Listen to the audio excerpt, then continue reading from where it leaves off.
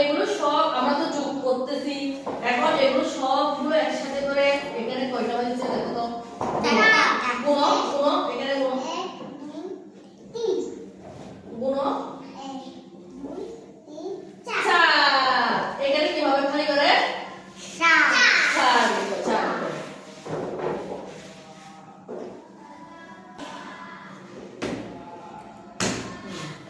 এবার আসো, এবার এখানে দেখো তো কয়টা আছে গুণ 1 তো এখানে কি হবে 2 লিখো।